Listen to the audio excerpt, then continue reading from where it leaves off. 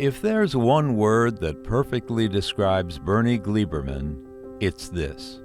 Bernie is a builder. And while most of us would take that literally, after all, he's built thousands of apartments, condos, and homes, Bernie himself sees his role as more expansive than that. He builds opportunities. He builds optimism. He builds connections. Born in September 1939, Bernie grew up in a small, comfortable home in Detroit. We went to South Haven with my dad and my mother and their friends. My dad worked a long time, hours, what he was doing. My mother was home, never did work during that time. I remember planting a tree in the back of our house in Indiana. He was a very nice person, he was a redhead. So they called him Red, But I didn't have a lot of, at least I can't remember a lot of things that I did with him. I'm sure he took me to the ball games. I went to the ball games with him. My mother, she was the one that took care of me, obviously, and she was home all the time. She came from a family where her father died when he was very young, and my grandmother had to, clean houses and things to struggle along to get them through school, etc. I got a sister, and my sister passed away when she was about 55, 56. She had colitis. And, when my father passed away, I was 17, she was 12. So that was a little harder on her than it was on me. I wasn't real close with my sister, but I took care of her, I helped her like my father would have helped her. I got her car and that kind of stuff. They lived in a corner house, something that would become a pattern throughout his life. The interesting thing is, to this day, I have never lived in a house that wasn't on a corner. Every house I lived in was on a corner. It wasn't purposely done. It just happened that way. When my parents, the first house they were on, it was on Indiana, and that was a corner. And then they started to build this house on Prairie, and the carpenter strike came on. My grandfather was building it for him. He was a contractor. So he was building it for him, and the carpenter strike. And the carpenter strike lasted for over a year.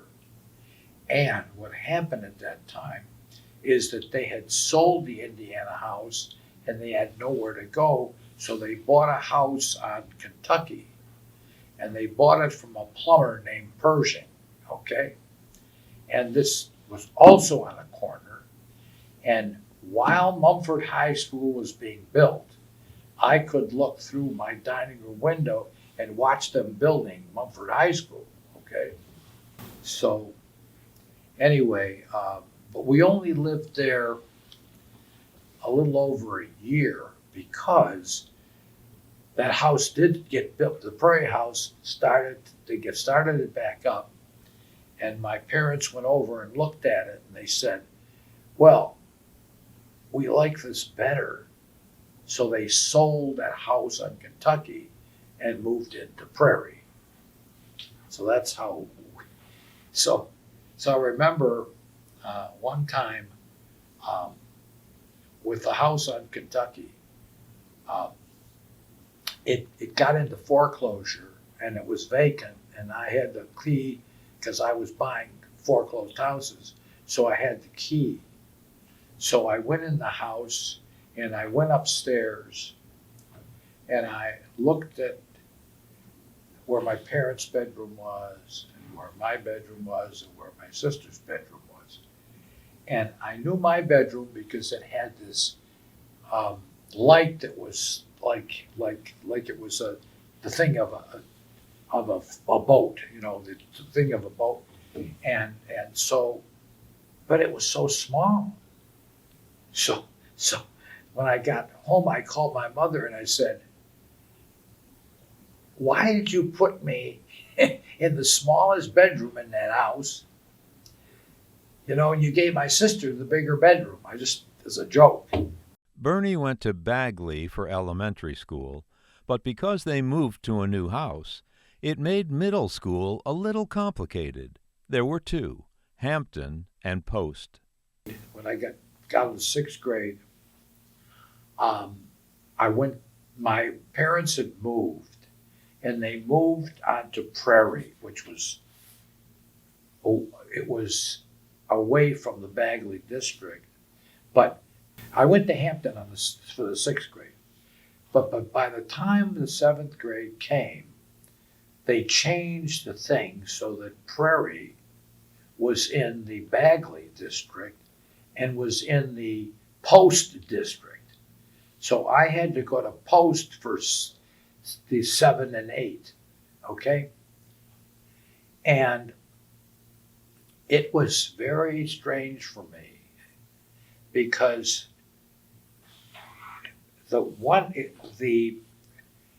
the north part of Post was middle income people, okay, basically in that area. If you go to the south part of Post, you got into the people who were not as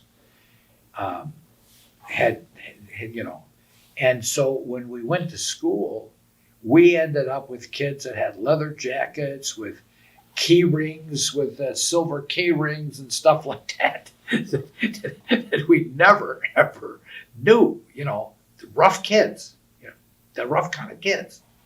So that was an experience. And I don't think I had a lot of friends from there, except for the people. We used to have there was down Green Lawn was the thing. I'd walk from Prairie up to Green Lawn, and there was a bus that took us to Post. So the people we knew in our area, we went to Post. And then when I got to Mumford, some of the people that I knew in Hampton were at Mumford, okay? And I could see by the quality of their educations in the 8th and 9th grades were a whole lot different than what we got.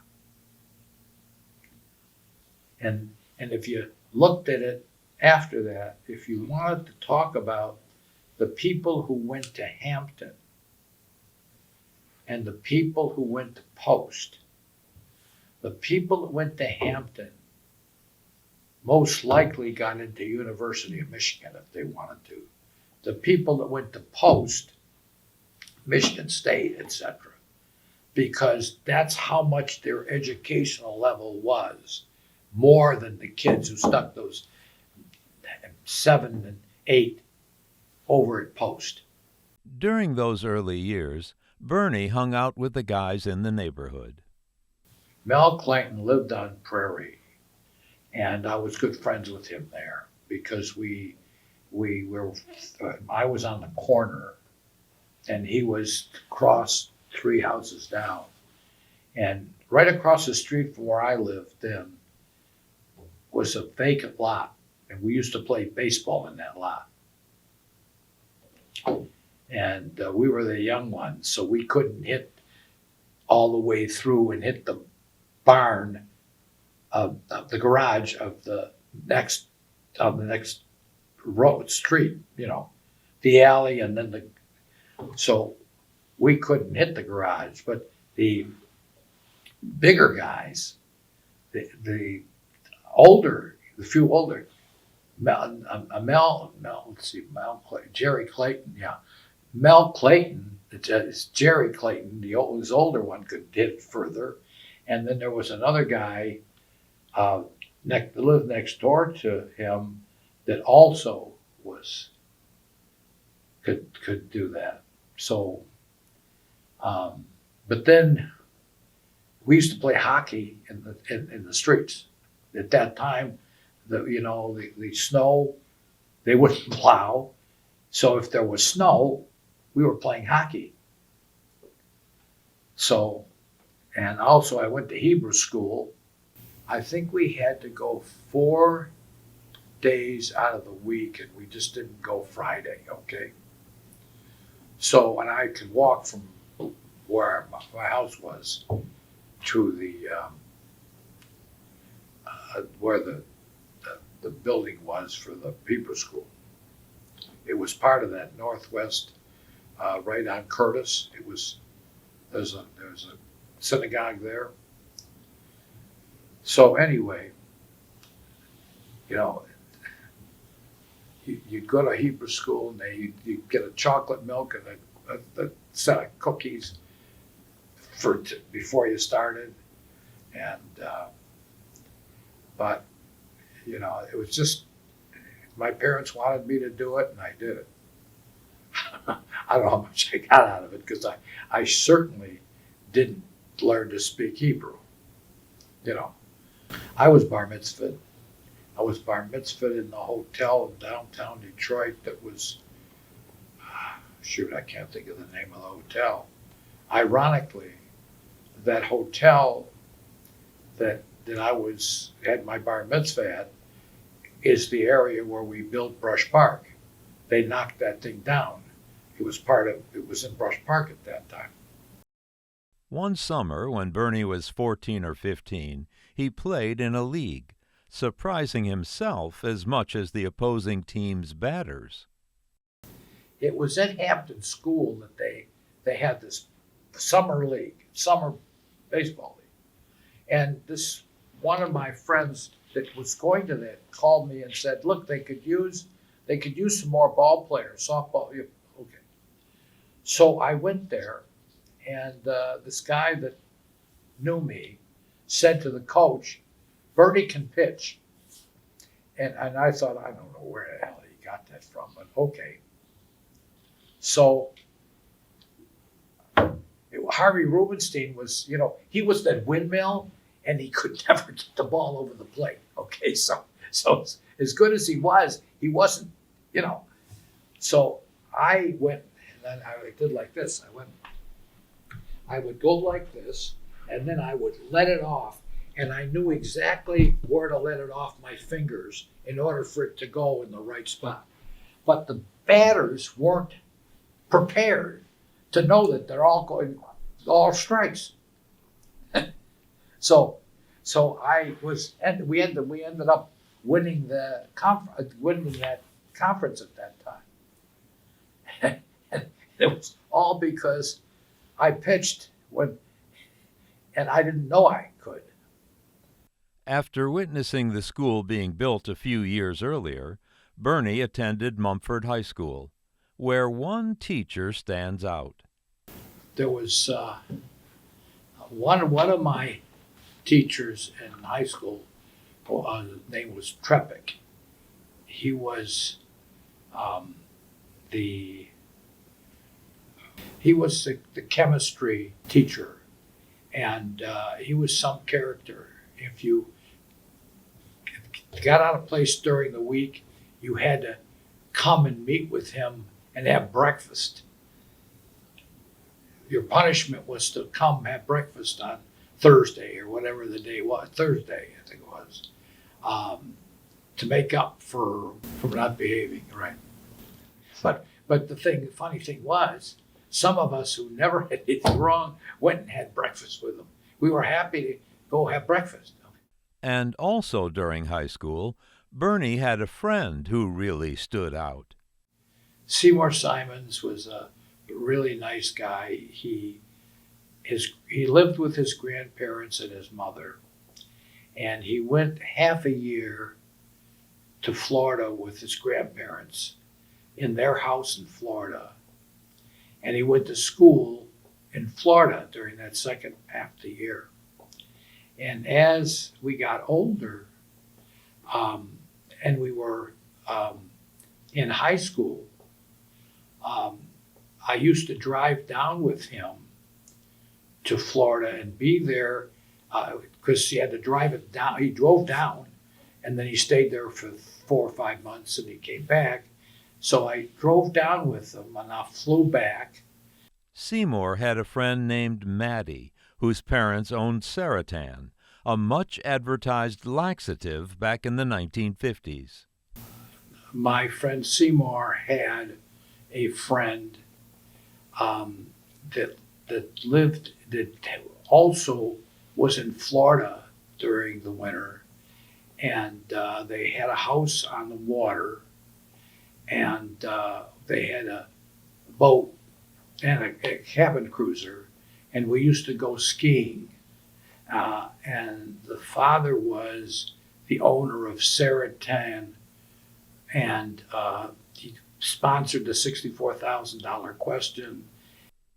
The $64,000 question was one of the most popular TV shows in the 1950s until They discovered the $64,000 question, and they discovered later that the contestants had the answers ahead of time. And that was a huge scandal. back in Detroit, Seymour was the first of Bernie's friends to own a car. His grandfather bought him the car. It was Ford, and with the thing on that, I can't think of the name of what they called it. It was a Ford, and like you had this little strip over the top there, and I can't. But he had that car, and it was a nice car. Well, we had girlfriends. I mean, there's no question we had girlfriends, and we went places with them. Yes. With Seymour Simons, I was close with him during our high school years, and then when I got to college, I wasn't really close with him anymore. When Bernie was in high school, his father was a purchaser for a small supermarket chain, Lipson Gurwitz, that was bought by Farmer Jack. My father was a partner in Lipson supermarkets. He was a junior partner. And he was a junior partner with another one of the major owners. It was two owners, Lipson and Gurwitz. And but Gurwitz had a son that was like my father, junior partner, okay? But this Gurwitz guy was horrible, just a nasty guy. So my dad, after the end of a certain amount of time, said, I'm going to sell my interest, okay? Now, how he first got the interest was my grandfather was a commercial builder, and my father was a carpenter with him. And Lipson saw him and said to, his father, listen, this kid, I want this kid in the market, with a supermarket. My father was the guy that took care of all the purchasing of the foods, and then he would, in the morning, he would stay home, and he would know each of the, Lipson had about 6 or 7 markets, and he would call all the distributors to tell them how much stuff each of those stores needed to have. So when he decided that he didn't want to stay with that company, His father then went into the real estate business. he went with somebody that he was playing cards with that was in the real estate business, George Fleischer, and he was in the real estate business, and he had another partner. So he became the third partner with them, and they bought and sold in Detroit. They'd buy the house, and then they would fix it up and sell it on land contract. There was no mortgages in Detroit at that time. It was all land contract. And so he went with that company. He built some houses in Hazel Park with him. So he became partners with them and started out with buying and selling on land contract. And then my dad passed away. Still a student at Mumford, Bernie began his career by filling in for his father. When my father passed away, they took me in, and I was 17, 18. And the second partner, Weisenthal, lost his license because he speeding. He lost his license. So I drove him. I used to get out of high school. I went and drove him, and he let me keep the car at night because he couldn't drive it, and I would take it to school. So anyway, that's what I did for about a year or two with him. So I'd go to the office and take him and drive him around and we used to go to, because he used to have to buy the houses, so I would go with him, and he'd say, all right, how much do you think you would pay for that house? And I would give him a number. And it took me a time to actually realize what the number really should be. And because what happened then, when I finally got to be their partner and I was out buying, I knew what to do, because once you learn that, you know what you can buy it for, and you know what you can sell it for, and you know how much you got to fix it up, then you can do that.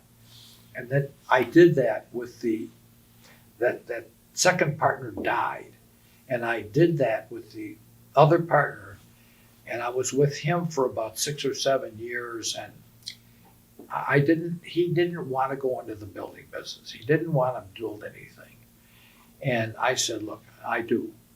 So I left him, and I started out building, and I was building with National Homes, panelized housing. Just 17 when his father died, Bernie was still a student at Mumford, and girls were very much on his mind. Well, I actually in Mumford had dated one girl, and the girl I dated,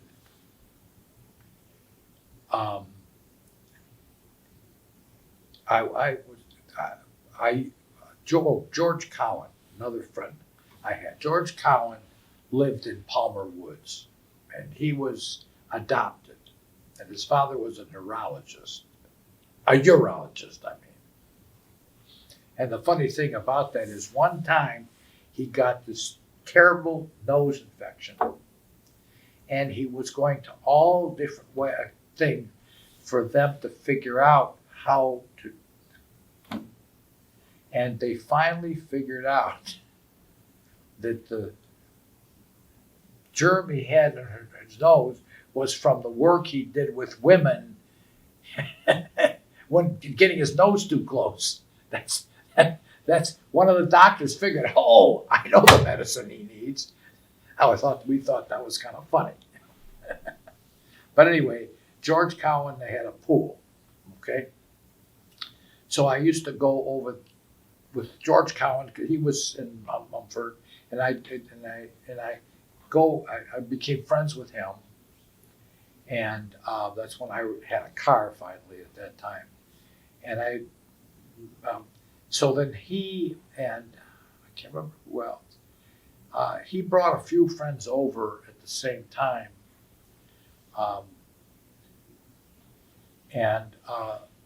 so I met this, her name was Joni Klein, okay? And I met her, and we went together for about 7 years, somewhere around 7 years that we went together, okay? Her parents lived on Appeline, and but what would happen is, and when it comes Christmas time, I would always go to Florida with Seymour Simon and be there until January. It would just, so the last year I did that, I left Joni behind. And the last year I did that, for New Year's Eve, she found some other guy, and she started to date him, okay? And ironically, he lived down the street from me in Prairie. He lived about a block something away from me in Prairie.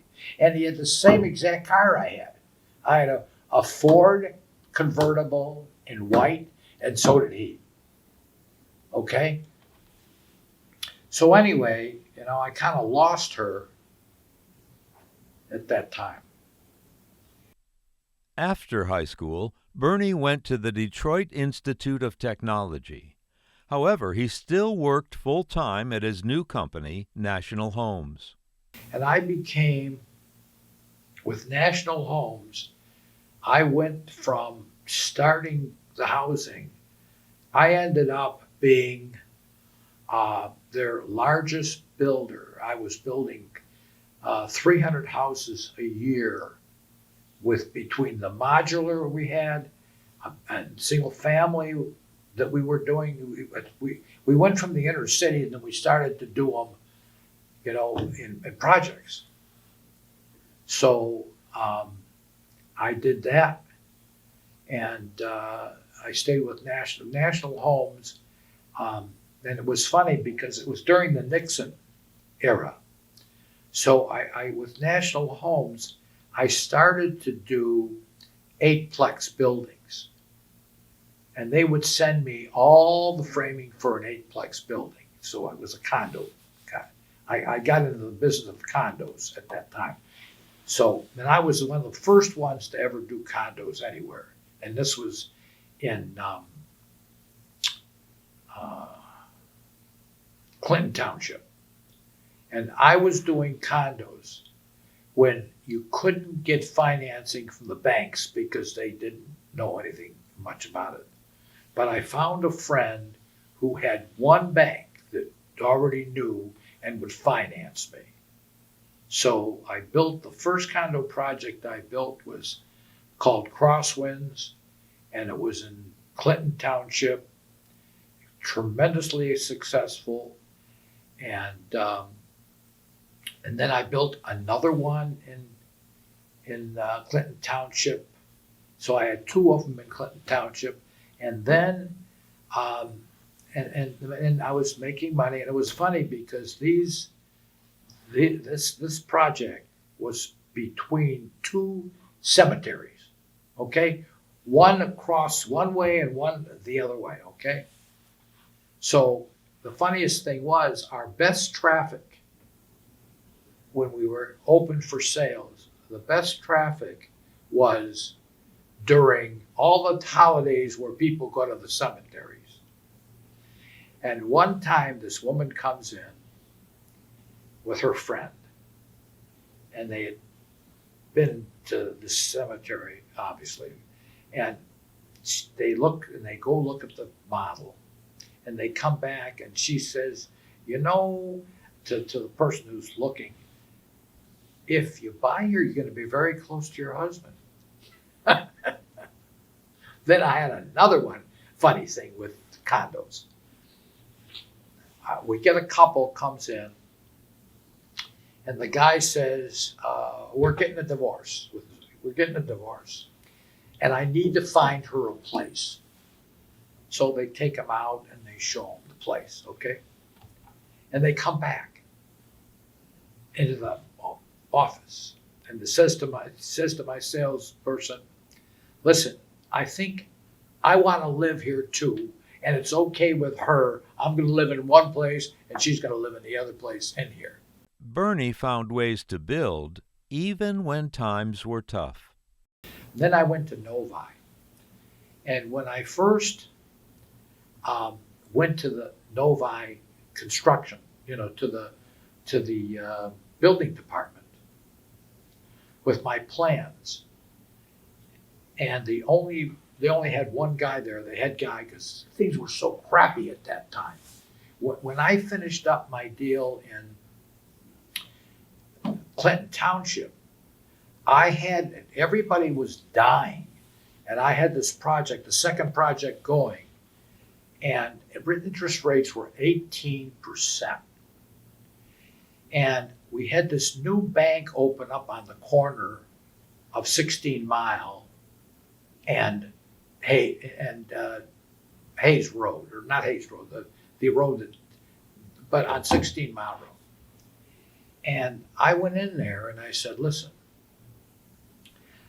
I'm building condos and I need financing for the buyer. I need mortgage financing for the buyer. And it's 18%. Would you give me a mortgage for 12% for them? Give them a mortgage for 12% and tell me how many points it's going to cost me to bring it down to 12%, okay? So they come up and they say, okay, it's going to cost you $9,000, okay? What did I do? I went to my contractors because nobody was doing anything. I went to my contractors and I said, guys, we got to split this up. It's costing me $9,000 to do this. Each one of you's got to take 10% of that so that we can keep working. And we did that. And I would sell one a week. And when I would go, and the way condos worked at that time is you filed the first section and you took it to the township and they put it in their book, their records. So I started out and I got the first group sold and I went to do this next section and I went back to the city, the township was there. And I said, I'm doing my next phase. So he goes and he opens up the ledger because it was all handwritten. He opens up the ledger and he looks at it and he says, what do you know that everybody else doesn't know? The last time, you're the last one that was in here that did it and you're back 6 months later and there's been nobody doing anything since then because I had bought down the money. Nobody else was doing that. Besides creative financing, Bernie even got creative when it came to parking your car. What I did is I had carports, okay? So, carports are nice, but I thought maybe I want to make it so that they can close their door and they have like a garage. So we put the brick wall on the end over here. We had something in the middle, and each one of these things had their own garage, and we put a door on the front. Now, the funny part of this is when I first did the first one of these, the building department said, wait a minute, you don't have footings underneath what you're doing. This isn't going to work. So we put footings for the brick, and we called them garage ports. And I did several garage ports. I did 2 or 3 projects with garage ports, okay? And beyond garage ports, he developed and built tandem garages. And then I took the 8-plex and I did something else on 14 Mile further east, a project called Greenpoint. And I built about 600 condos in there. But what I did was, see the way that the 8-plex was 2 ranches on each end and 4 townhouses in the middle. But it looks like a big house, okay? So what I did was I took the ranches and I put enough room so that we did tandem garages. So that the person who's living in this ranch, they could go in and put one car in and the other car in, okay? And then the townhouses next door, because their cars were back to back, they did the same thing.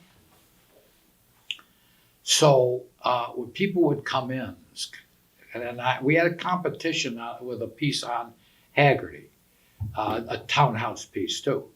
So when they come into my place and the salesperson would say, the person would say, well, the cars are tandem, and so he says, well,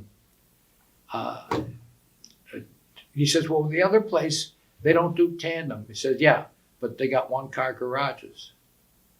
So people, and I was the first one to ever do that in Michigan.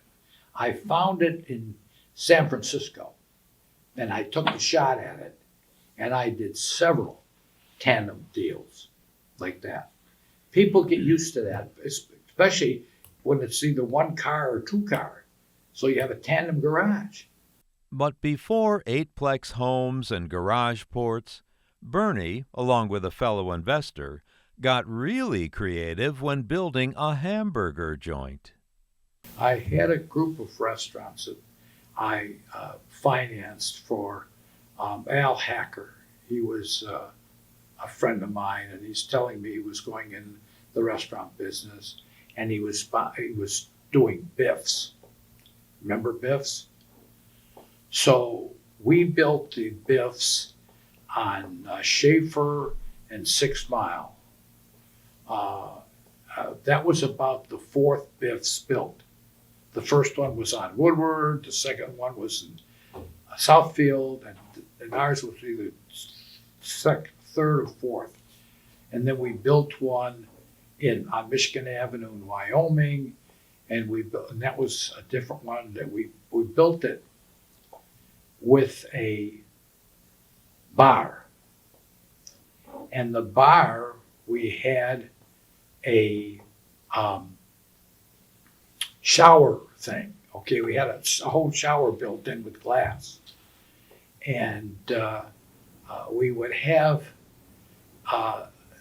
we called them shower bunnies. And they would come into the shower when it was all steam. And they would be taking almost all their clothing off, but you couldn't see anything because it was all steam in there, okay? And the police came and said, well, you better hope that steam doesn't disappear because we have to issue tickets if so, but the police used to come in and just stay there and not give any tickets, even though it was kind of risque. Bernie found success outside of his work. Her name was Sandy. Well, after I broke up from Joni, about a year or so after that, I found Sandy. Well, we used to, I'm trying to think of the things we liked to do. We liked to go to the show before we were married.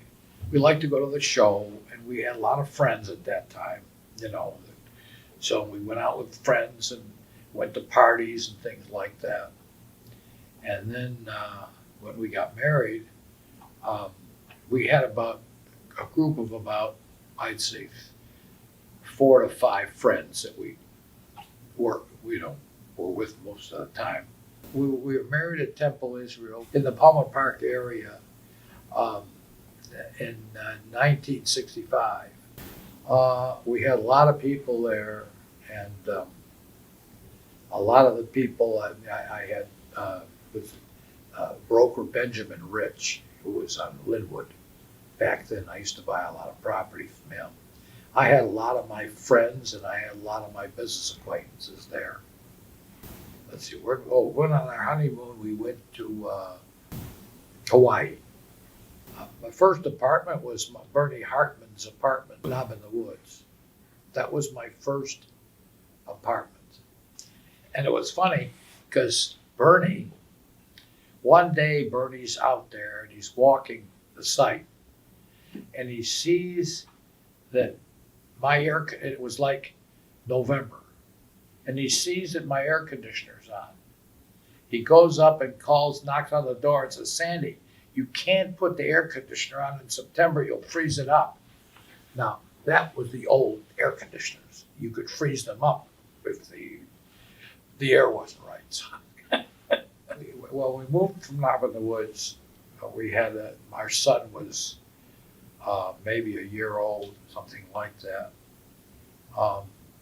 And we moved because we wanted to have another child, and we wanted to be so my wife starts out finding houses in Southfield, and she took me and showed me the house in Southfield that she looked that was up for sale. I said, "Look, if we moved to Southfield," and by the way, I wanted a ranch. I just wanted to have a ranch, okay? So and I wanted a ranch, and I think at that time I thought that if I have a ranch, I can stay there longer because I don't have any stairs, okay? So I found a house in West Bloomfield, in Knollwood Heights subdivision, right across from Knollwood Country Club. And most of the houses in there were bi-levels. Some two-story, but mainly bi-levels. But this house was on a corner, and it was built by a builder. It was for sale for $78,000 or something thereabouts. So we bought that house. I was right.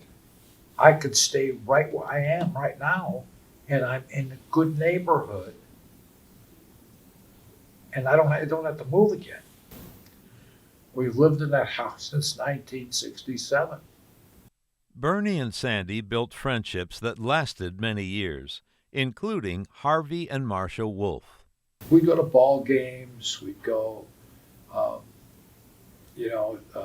people's houses for birthdays or things like that. And I think in a few times we traveled. We didn't travel with all that group, but we traveled with probably who became our best friends. We traveled with them. We went to Europe with them. But because they were the best friends we had. And one of them died about 7-8 years ago. And he had this thing about his bones and stuff. He had problems, and he had to have things. It's hard for him to walk, etc. But he did it, and he was a great guy, and we were very close. We were very close with his kids, and we would go a lot of places with our kids, and then we went to Italy together. We went 2 or 3 other trips like that together. Then we were friends with Bernie Hartman and his wife Elaine. And Bernie Hartman was a very wealthy guy, and nobody in business liked him. He was very tough in business. But he owned Hazel Park Racetrack, and he owned a lot of things, okay? And but the thing was, we would go out to dinner with them. I was friendly with Bernie through Sydney Hill. Do you remember Sydney Hill? There was a men's club on Sydney Hill on 8 Mile Road. So I used to go, and I met Bernie, and we used to be friends. We were friends. He was a car buff, and the car that he drove. And but he was the kind of guy that I didn't want to be in business with, because he was a developer, but anybody who worked with him, he didn't like him. And then when Sandy and I first got married, we moved into apartments. We moved into his apartments in Southfield. Through his friends, Bernie got involved in collecting cars. 1980, something like that. I had friends that were car collectors, so they told me what I could buy and what I should buy. I had at one time about 50 different classic cars in a building. I leased out a building and put the cars in there. And then I moved into an office in Novi where I could have all my cars in the back. The front was our business and the cars were all in the back. So these guys, first they had this car place where they were doing classic cars, and it was a small car place, but they wanted to get bigger. And I was doing classic cars. I was buying classic cars. And I started out and I bought a Roadster.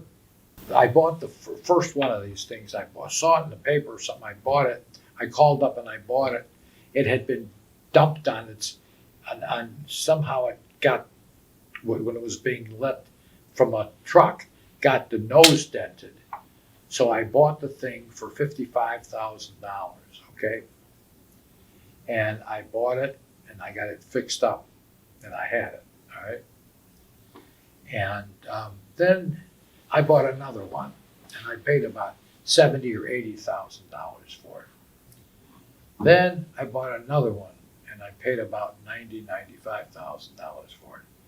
And I kept buying these cars and buying these cars to where the last one I bought was about $300,000. And I said to some of the other car guys, I said, look what's happened to the price of that car. He said, dummy, you're the one that caused it. He says, that car is not a great car in the United States. They're good in Germany, where those cars were, from Germany. And that's where the big sport is of those people, okay?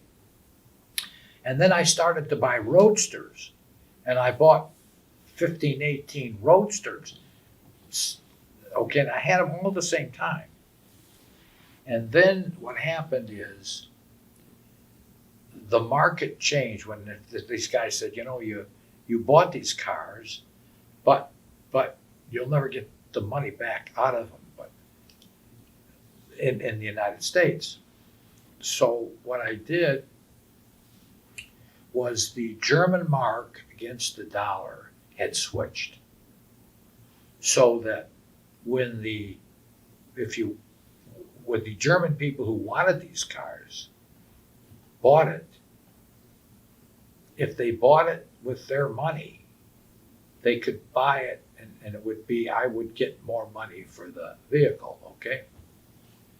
So anyway, what I did was I started USA Today, and I had an assistant.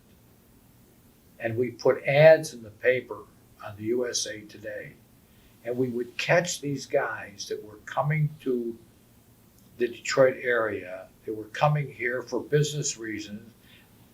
They got a USA Today at their doorway in there, okay? And they call us up, and she would tell them about the car. They'd come and take it, look at it, and buy it for $350,000. So I had, as I said, I had 15 of them. Then the Roadsters, I did the same exact thing. You know what they're worth today? The first ones, the ones that were closed in, about $1.4 million. And I was sold them out about $350,000, $400,000. And then I did Tuckers. I bought 3 Tuckers. And when I bought those Tuckers, I bought the first one for $50,000, and the second one was a little more, and the other one. And I bought them when Tucker, the guy, had died. Okay, and I thought that there'd be something that's going to be they would be put into, there's only so many. There was only 50 some made in total, okay? And I had 3 of them. And I don't think if I had all 3 at the same time, because I sold off one or something like that. Well, again, you know what they're worth today? Over $1 million. When building projects in Lafayette Park and on Woodward near Grand Boulevard, Bernie joined the Detroit Athletic Club, where many influential executives belonged. Before anybody else built in downtown Detroit, any community, we had built 6 communities down there. Everybody thought we were nuts.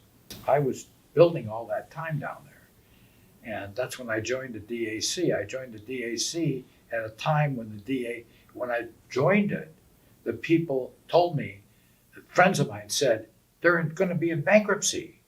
I said, no, I don't think they're going to be in bankruptcy, but they do need members now. And so and my wife says, there's no Jewish people down there. Well, there was a while there that they weren't too happy with Jewish people in DAC, and no black people, and not too many Jewish people either. But I went there because I had these projects going in downtown. I joined the DAC. I didn't have to pay any fee, and so. Just before you get inaugurated, so to speak, they have this party, and you have all these people there. And I thought to myself, I wonder if I'm going to be the only Jew here, okay? So I go there into the group, and there was an attorney, and there was another guy that I knew. All 3 of us we thought we were the only one that they accepted. but there was 3 of us at that time. It was still just not many Jewish people. But 5-10 years later, there was a Jewish president there. So they got over it. But their code to what you wear was ridiculous. I once took my grandkids to the Thanksgiving Day parade because DAC had put up stands, okay? So we're there at the DAC, so we come back to the DAC, and my wife was wearing Levi's, and my daughter was, or something. And they wouldn't let them in. They wouldn't let them in. You can't no Levi's. And I think to this day it's still no Levi's. When it comes to building, Bernie has always been a bit of a risk taker and a visionary. At 84, he hasn't stopped. I always like to be ahead of everybody. So I went and bought this book called Rewire. And I opened up, and the cover, they have the thing in there, and it says, if you don't pay attention to AI, you will very shortly be non-compatible. You will not be able to compete with what's going on. So that's what I'm doing. And for a lot of reasons. Number one, it's all steel. And the company that we're getting our product from is the first one to get it so that it's like a Tinker toy. It comes in sections, and all you have to do is fit the sections. You don't have to cut anything. The holes are there for the trades, for the heating, for the electrical, for the plumbing. It's all been put so that all that stuff that the carpenters used to have to do is all set, okay? Now, it's the company that we're using is a company in Florida. He's been in the business since 2018. He's been building with steel. For Bernie, steel was just the starting point in his building revolution. So then what I did was AI. So I went to Michigan State because um, we were on the committee, the advisory committee of the construction department. And I talked to the head of all that, and the name is Dr. Seil. And I said, Dr. Seil, are you doing AI yet? And he says, no, we're not. He says, but we're talking to a guy from Purdue who is, and he's not happy at Purdue because he's not getting enough work to do. So I said, okay, if you get him, we'd like to be able to fund him, because I can get builders to fund him, and bring AI here on this project. So what happened was, the guy came from Purdue, and we had a meeting with him. I showed him a tour of the plant in Florida and how it was laid out on all the different steps of what they're doing. And when we got there, and he had already seen it, and he said, look, he says, yes, this is great. He says, but they're still only using 30% robotics. They may be using all steel, but they're using 30% robotics. So I said, well, wait a minute. So what can you do? He says, we probably can get it to 70% robotics, okay? So one of the examples he gave me was that when they do the trusses, what they're doing is they're having to have guys cutting it and doing that and putting it together. And this AI guy said, there's robotics that they could have 3 men and they could do 100 a day in trusses, 100 a day. So that's just one item. So I'm the one nobody else is paying any attention. And even my son-in-law says, you're crazy. I said, I'm not, I know. I said, I can feel it. Just like I was always ahead of myself everywhere. And everybody used to say, well, how did you know? Well, here I am again. And I'm saying, I believe that in 10 years, you will not be building houses out of wood anymore. It'll all be steel, okay? Why not? You're burning up the forests right now. Right now, all the forests are burning. And these builders don't realize that every time a forest burns, it takes 30 years to be able to do anything with it, okay? So this thing is crazy. Nobody's paying attention with lumber. And beside the fact that the way it goes together, I'm worried about being able to get it. Because remember, it did go up dramatically about a year ago, or a year and a half ago, like $20,000, $30,000 a house, something like that. Steel and AI, but for Bernie, one step was lacking. But then, who does the robotics? So I found Oakland University has a whole robotics department. So if I can get the AI done with this guy, we can take it over to Oakland University to get the robotics done. Now, nobody else has thought about this. The results are we're going to have much faster getting houses done. It takes 9 months to build a house right now because the trades can't work with each other. That's the only thing that's stopping it from getting done faster. And I think AI can do that.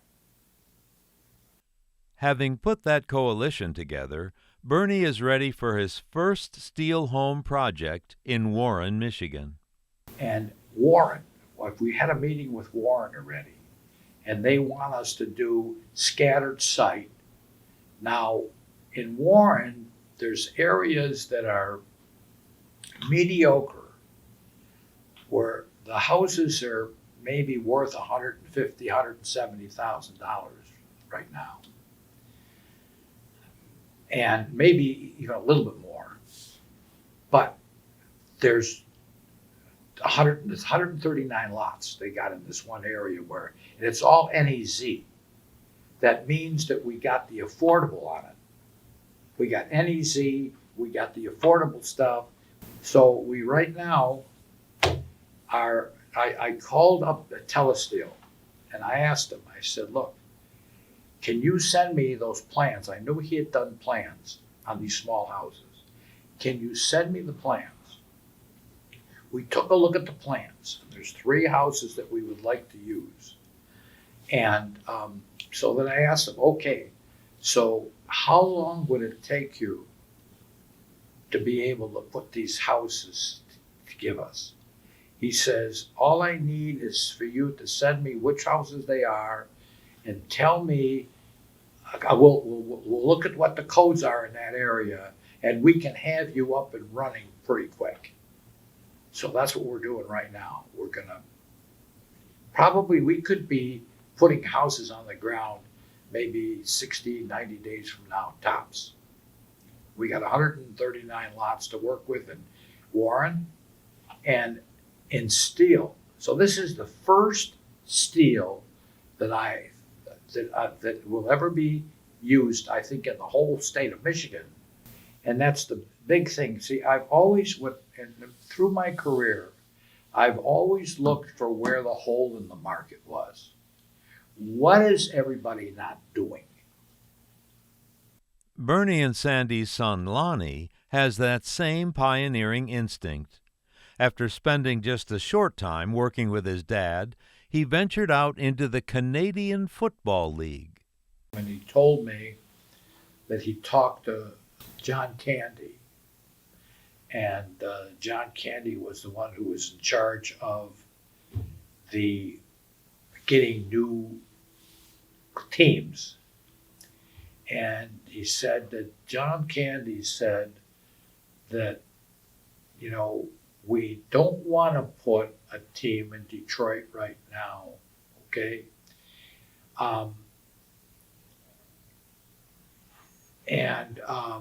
But he said,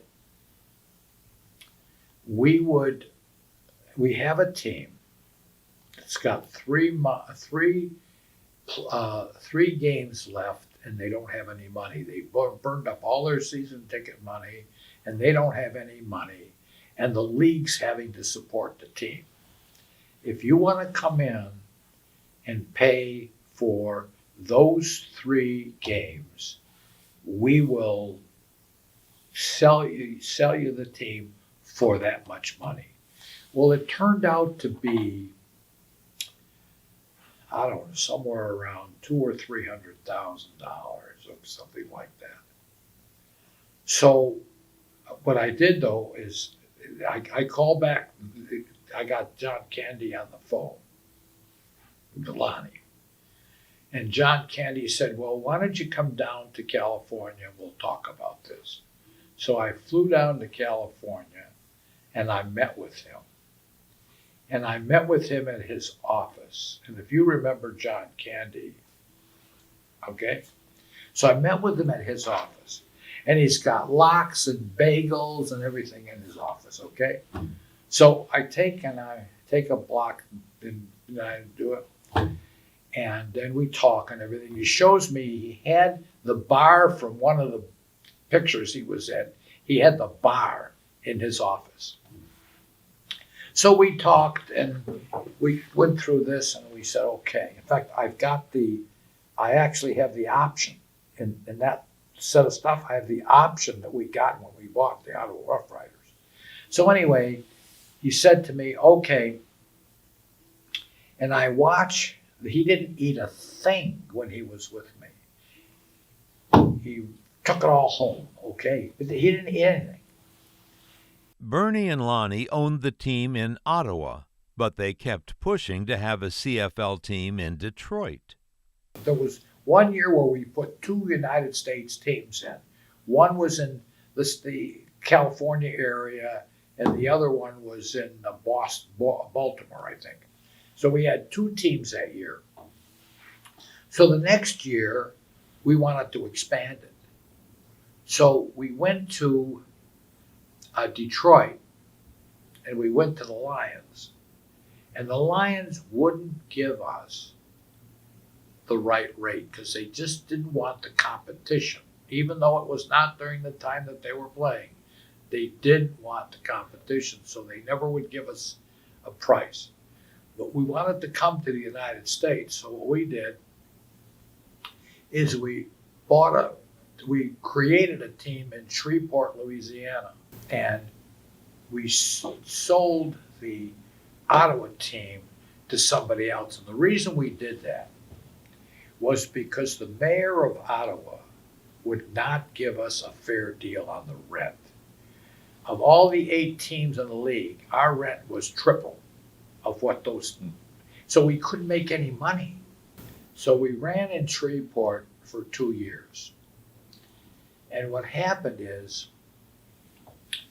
during the 2 years that we were there, maybe it was 3 years, I'm not sure.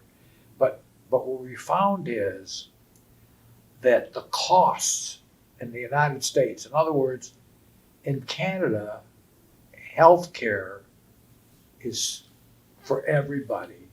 If you're a football player, anything else, you get hurt, it's covered. In the United States, it's not. So everybody was getting killed on trying to keep their people healthy and what they had to pay. But Lonnie was smart.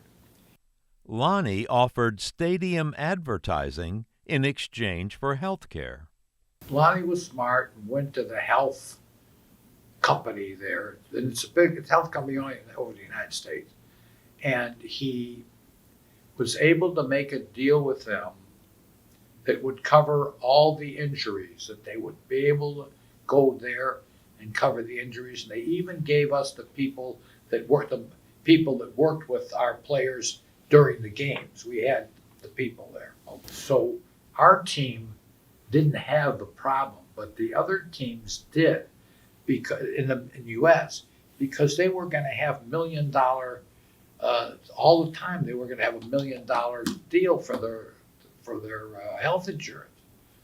So anyway, it became that the teams in the United States were just not making any money, okay. Bernie and Sandy's daughter, Tracy, took a more conventional path to life. My daughter, Tracy Katzen, wanted to go to musical theater, and she spent 3 years there. And she then decided to go to NYU because she decided that she didn't want to have a profession of the theater. She went to NYU. She's got 3 great kids, Jared and Brett and Cammie are the grandchildren. Jared is now working in Kansas with the Kansas sports teams, and he's doing the commercial stuff for them. And Brett is now finishing up Michigan State. He's got his last year coming up, and he's been interning with Fireman the last 2 years. And they say he's the best one they ever had. And Cammie is going to go to Kansas. She had either Michigan State to pick or Kansas, and she decided Kansas, which my wife wasn't happy about because she, but she wanted to because she felt that, it was a great school, and it is a great school. In recent years, Sandy has developed dementia, and Bernie has been her caretaker. Well, it's very difficult to deal with. It's very difficult.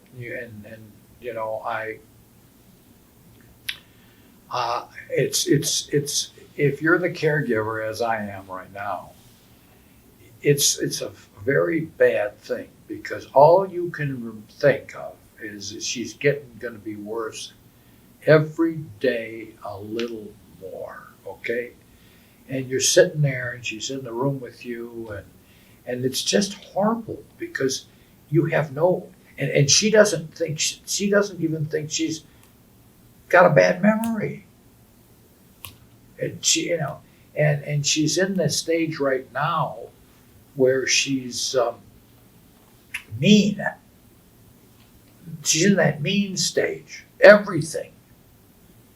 Lonnie doesn't want to come to stay in the house because when he was 2 or 3 weeks ago, when he was in the house, he was yelling and screaming at him, etc. Okay, so he's coming back in town, but he's not going to stay in the house. He's going to stay at a hotel because he just doesn't want to deal with it. Okay, and she's mad because she says he doesn't want to come to see me. Well, and you can't tell her. It's because I did tell her that it's because it's how you've been treating him. But she's in denial, just complete denial. In addition to caring for Sandy, Bernie has to take care of himself, having recently been diagnosed with AML. I read a book about a doctor who talked about how you live longer, okay? What it takes to live longer. Science has proved that if you don't work out cardiovascular and you don't work out on muscle work,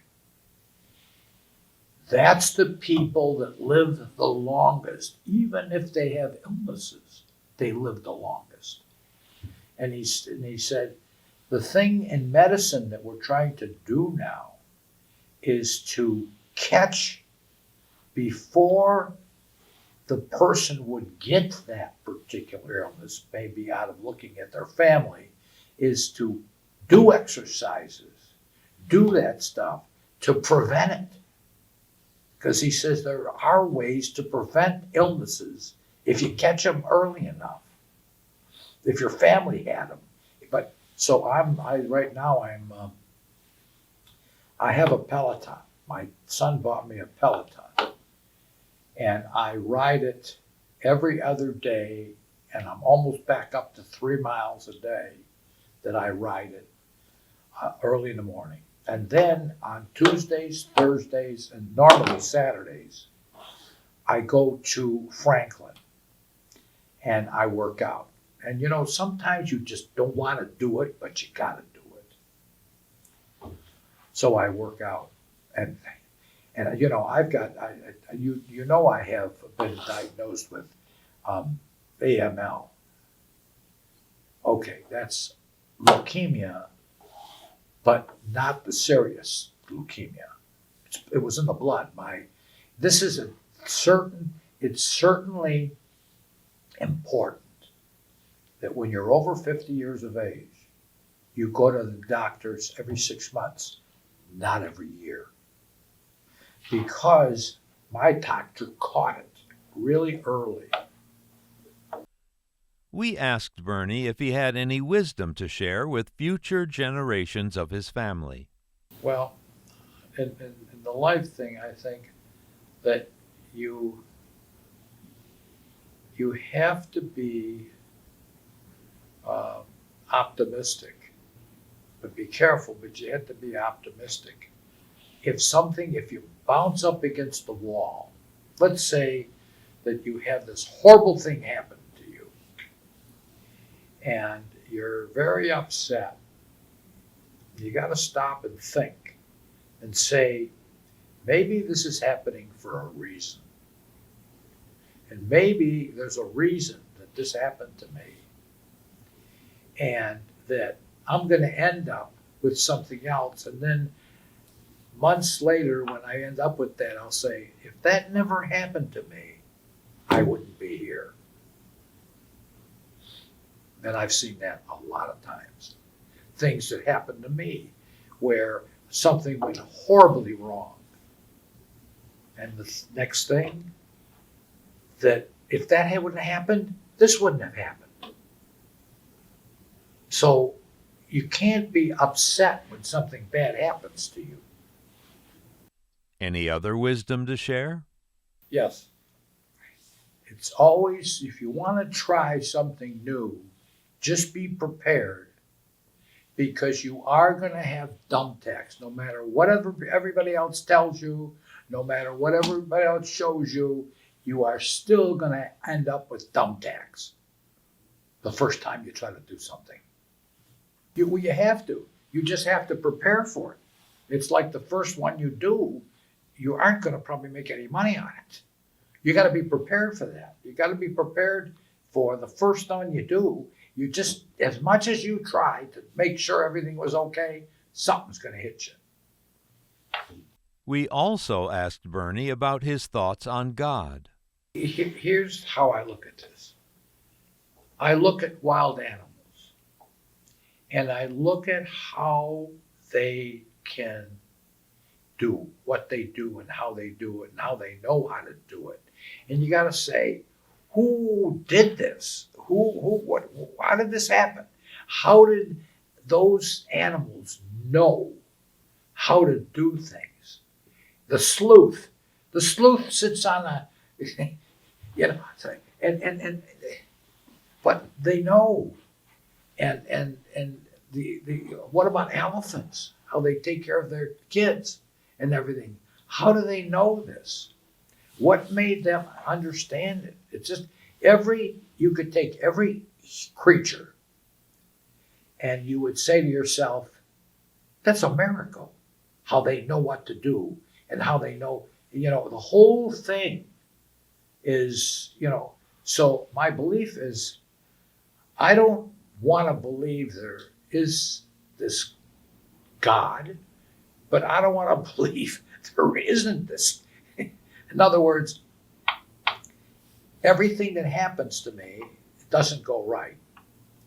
But somehow I believe that there's something there that you just don't want to say that there's no God. You just want to have it for yourself that God, help me.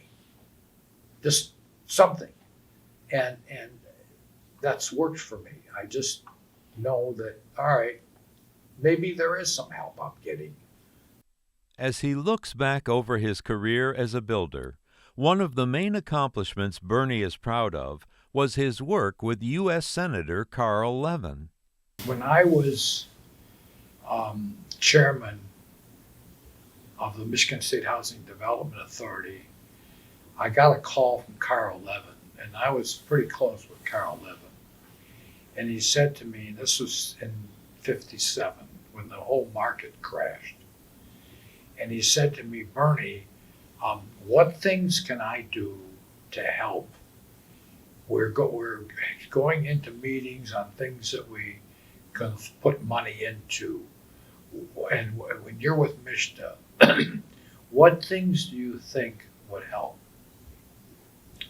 And I said to him, well, these tax credit deals are going to become just about worthless. And there won't be enough money because the banks can't buy them now. And there's not enough money to get these buildings. All these people who were ready to start building their affordable housing weren't going to be able to do it.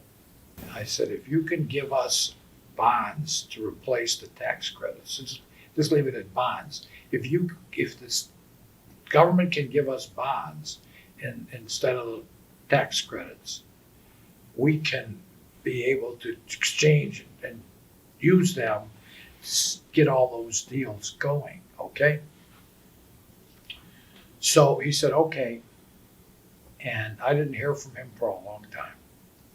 So several years later, he sends me something that says, Bernie, I thank you very much for giving me the idea of that, okay? Then he sends me he was in Congress, and he was giving a statement to Congress, and he says, we were able to get these bonds from the idea of a friend of mine, Bernie Glieberman, who gave us the idea of doing these bonds. And then he sent me another one when he said all the things about thank you, etc. And so now understand, this was national, so that I actually was able to have all over the country thousands upon thousands of people being able to get affordable housing that maybe would not have been able to get it. So, there's certain things that I've done that I really think I made a difference, which was the thing I always wanted to do, was do a difference. And every time I drive through my communities, I say, if it wasn't for me, this community would not be like this where it is.